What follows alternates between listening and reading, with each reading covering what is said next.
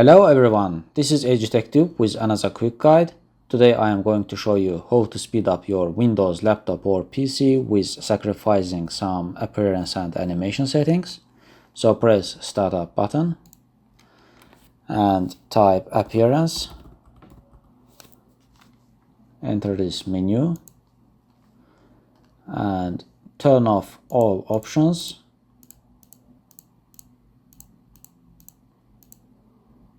Make sure you check mark for smooth edges of screen fonts.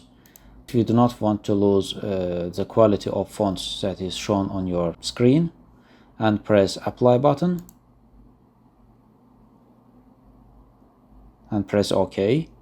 This will reduce the animations and the appearance of the menu items, icons, but it will make your PC a lot faster. Okay guys, it's a pretty simple, straightforward process.